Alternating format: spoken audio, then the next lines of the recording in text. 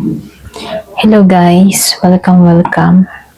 So ngayon itatanong natin, kung ikaw man yung tipo ng tao na umaangat, sino naman yung taong hindi masaya sa pag-angat mo, okay? Give me the message. So comment below ka, kung makaka-resonate ka dito. Habang umaangat ka, sino yung taong hindi masaya sa pag-angat mo? Give me the message. So, comment ka kung kilala mo tong taong ito. Give me the message. Habang umaangat ka, sino ang hindi masaya sa pag-angat mo?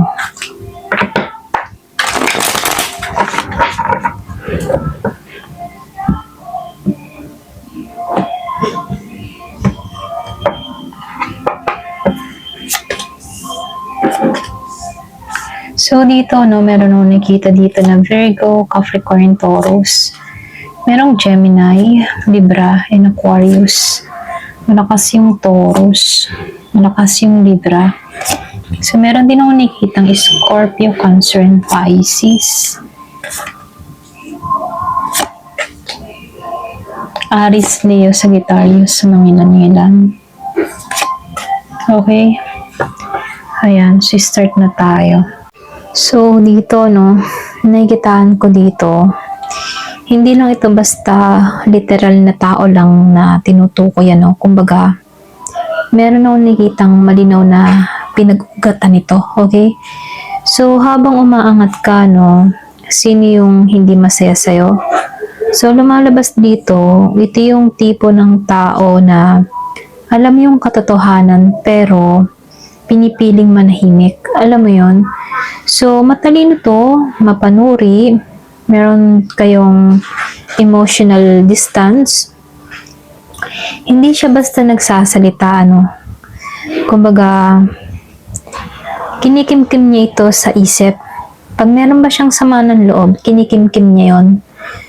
Madalas babae, ito lang nakita ko, merong babaeng energy, taong rational mag-isip, pero may matalim na judgment sa'yo, okay? Kumbaga matalim yung judgment niya sa'yo. Pwede may history kayo ng taong ito. Ayan, so hindi halos lahat, pwedeng friends, katrabaho, pwedeng dating karelasyon. So, nakikitaan ko lang din dito, pwede rin kapamilya, kapitbahay, ganyan. So, nakikitaan ko lang din dito, lumalabas dito sa 8 of Pentacles, and dito sa 7 of Pentacles, Ito yung tipo ng taong napagod sa sarili niyang proseso. Yung bang tinatamad, or pwede rin tamad lang talaga. Nakikita kang umaani, okay? Kita ka niya na umaangat ka, bunga ng iyong pinaghirapan, okay? Or bunga ng iyong mga hinihintay. So, may comparison energy dito. Hindi naman siya galit ng harapan, Naiinis lang siya dahil pakaramdam ng tao na to, mas pinaghihirapan niya lahat ng ginagawa niya, pero ikaw, madali kang umaangat. Ayan. So, meron akong nakitang Virgo, Capricorn, Taurus, yung iba sa inyo. Okay? Then dito, nakikitaan ko lang din dito. Dito sa 2 of Cups, may masakit dito ha. Meron kayong emotional bond ng tao nito dati. Pwedeng dating kaibigan, kapamilya, dating ka-close, o taong may mutual na respect sa'yo noon, Hindi ito random, Hindi man siya random na galit or hater mo, Meron kayong naging connection nito, kaya mas mabigat yung inggit. Alam mo yun? So, dito, nakikitaan ko dito sa Empress Reverse, 6 of Cups Reverse. Ito yung taong, alam mo yung hindi na kayang magbigay ng suporta. Alam mo yun? Nai-stuck sa nakaraan. Nasaktan ng sariling insecurities dito, Meron akong nakitang maternal, pwedeng nurturing jealousy. Para bang dapat ako yan?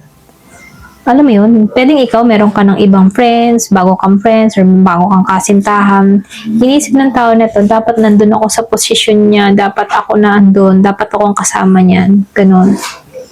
So, nakikita ko dito, pwedeng selos. So, nakikitaan ko lang din dito, no? Dito sa Ace of Cups, then the Fool. Yung iba sa inyo, no, ito yung dahilan kung bakit sila lalong hindi masaya, okay? Kasi, dito, ikaw kasi alam mo yun, parang nag-transform ka, nirenew mo yung sarili mo, binago mo yung mindset mo, maging yung emotion mo dito, no? May bagong simula na nangyayari sa'yo. Ikaw, nagtitiwala ka sa sarili mo. Hindi ka nagtatakot na tumalon na mag-isa. Alam mo yun? Or hindi ka natakot na tumalon sa bagong landas. Habang sila nagdadalawang isip, ikaw, sumugal ka na. Okay? Sinugal mo na yung sarili mo. Hindi ka takot mag-take dito ng panibagong journey, mag-take ng risk.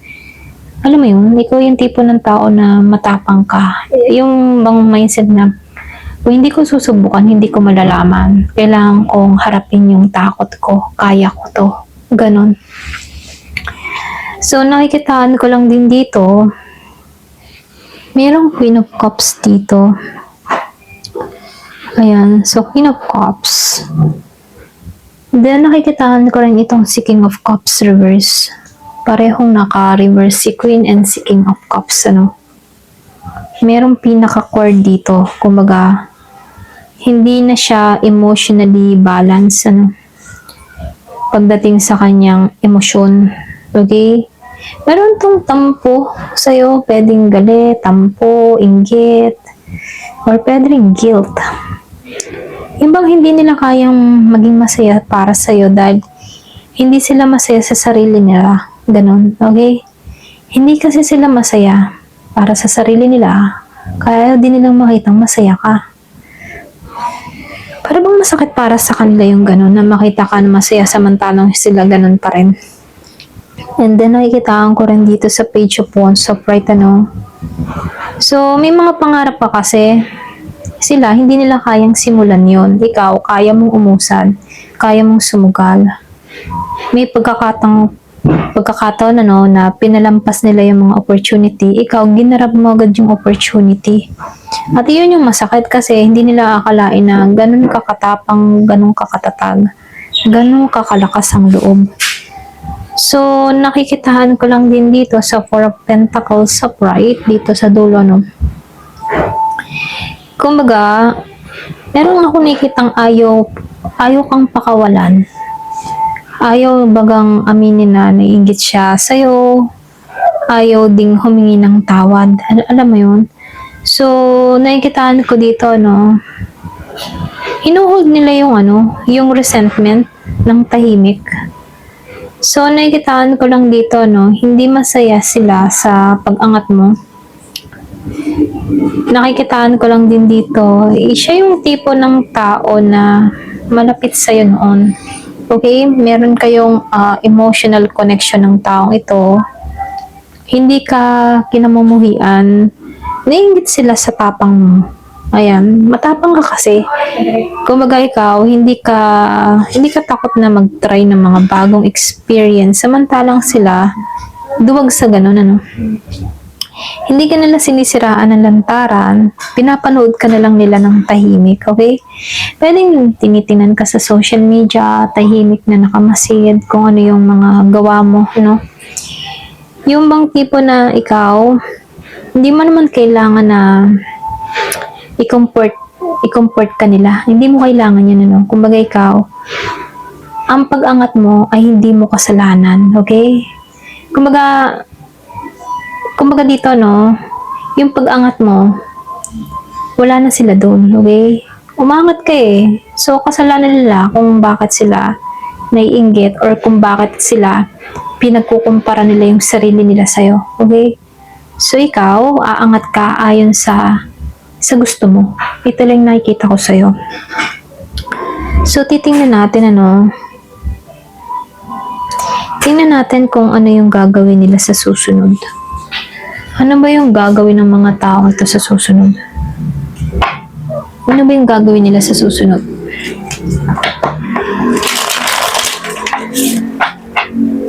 Give me the message. Ano yung gagawin nila sa susunod?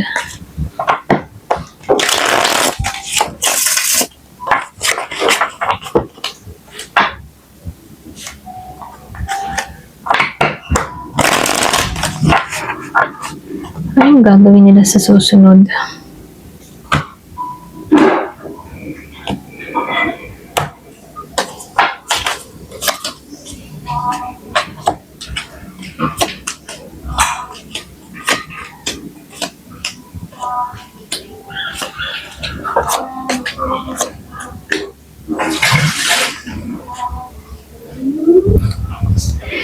So, dito, no?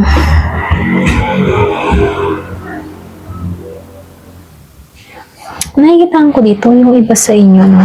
Itong taong ito, tahimik siya, pero malalim yung galaw ng energy niya, ha? Hindi ito yung tipo ng biglaang aksyon. Excuse me. Pero nakikitaan ko dito yung inner shift mula sa taong ito. Merong external moves dito. Ano? Ayan, pasensya na. So, nakikitaan ko dito yung the devil eh. Kumbaga dito sa the devil, ano? Ayan. Yung bang tipo na pipilitin naman ng tao ito kumawala sa inggit, obsession, or comparison sa'yo, no? Hindi man ito instant. Meron akong nakikitang struggle. Para bang sinasabi nila dito na ayaw niya may stuck dito. Okay? Pero, pipilitin lang nila. Pero nakikitaan ko dito na hindi sila totally healed. Okay? Then, nakikitaan ko lang din dito, yung iba sa inyo, no, hindi sila magiging tunay na masaya. Agad-agad, ha? Kasi merong inggit na hindi kasing tindi, pero meron silang lungkot eh. Meron kasi silang lungkot dito. Kumbaga, nagpipretend ba na okay sila? Pero inside, ano, merong shadow. May shadow pa, okay? So, nakikitaan ko lang din dito.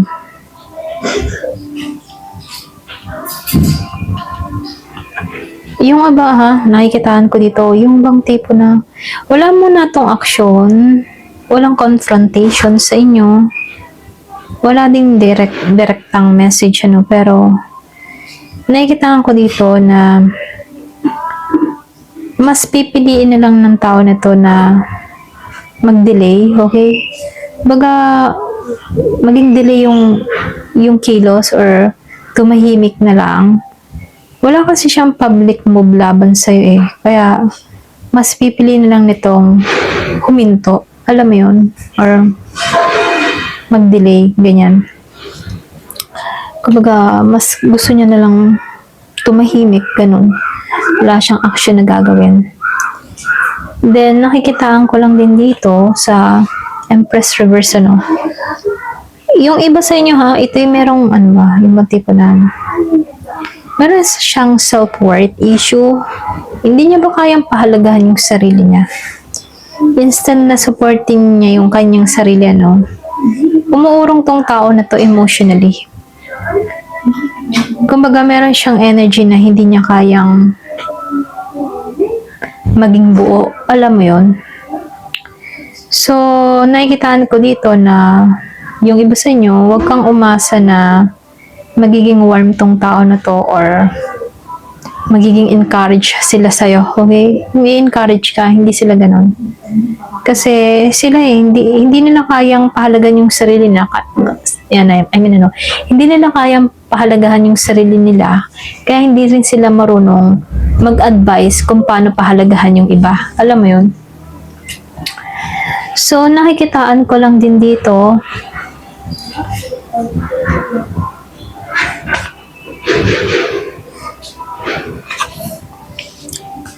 so dito, no,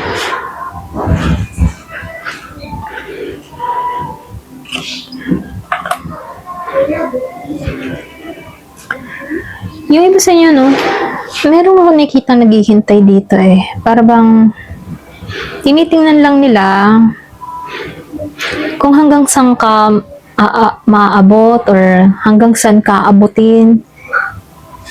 So, nakikitaan ko dito, no, naghihintay sila kung hanggang temporary lang ba ang angat mo.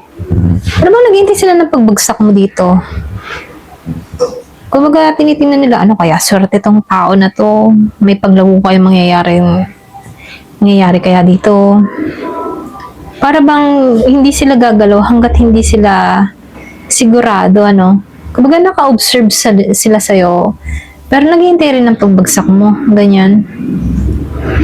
So, lumalabas dito, no, itong taong ito, meron nung nakitang Virgo, Capricorn, Taurus, Scorpio, Cancer, and Pisces. Kumbaga, hindi nila kayang iwanan emotionally yung ikaw. Okay? May basta nyo, pwedeng malapit to sa'yo before eh. Ito lang nakikita ko, no? Kahit ba lumayo ka sa kanya physical, nakapulupot pa rin yung energy ng tao na to sa'yo. Meron pa yung unresolved attachment ng taong ito. Ito lang nakikita ko dito, no? So, dito, no, sa Ten of Wands, reverse. Eventually, bibitawan niya yung bigat, ano. Hindi dahil okay na sila, kundi pwedeng pagod na silang magbitbit ng resentment, ano. Meron nung nakitang unti-unting magre-release. So, dito, no, nakikitaan ko lang dito. Ayan. So, tatakluban ko to kasi medyo boldy siya dito. The Lover's Reverse. So, meron nung nakitang moment of realization dito sa Judgment. Meron ditong darating na event. Hindi mo kontrolado to na magpaparealize sa kanila. Ikaw kasi hindi kaaway. Alam mo yun. Sarili nila yung humaharang kung bakit sila hindi lumalago. Posible, silent apology, yung bagang sa sarili nila, patawarin mo ako sa nagawa. Parang ganun, ano. Sa isip-isip lang nila. Nagkaroon to ng internal awakening. Yung bang pag-amin sa sarili niya na hindi ikaw yung problema, sila mismo ang problema. And then, nakikitaan ko rin dito sa The Lover's Reverse. Hindi na kasi nila kayang ibalik yung dating connection ninyo. So, nakikita ko dito, naging kayo nito. So, nakikita ko dito, merong emotional disconnection. Yung mga acceptance, i-accept na lang ng tao na to na iba na yung dynamic mo. Hindi na kayo nakakonect or hindi na kayo naka-align ngayon. Hindi lang ito basta drama. Nakikitaan ko dito, kahit wala kayong usap, nakikitaan ko na lang dito na tatanggapin na lang nito yung katotohanan. Ano? So, nakikitaan ko dito, hindi naman to lalapit agad, ano. Hindi rin ito totally mawawala. Mag-observe lang muna tong tao na to, magpo-process at dadaan sa sarili niyang awakening dito. Sa huli, ano, tatanggapin nila na ikaw ay nasa ibang landas na. Okay? Hindi mo kailangan gumawa ng paraan or hindi mo kailangan gumawa ng kahit ano. Ang silence mo ay sapat na. Ito lang nakikita ko. Habang sila ay nagre-release ng bigat, ano, ikaw ay patuloy na aangat. Ayan. Ito lang nakikita ko. Thank you for watching. Love and peace.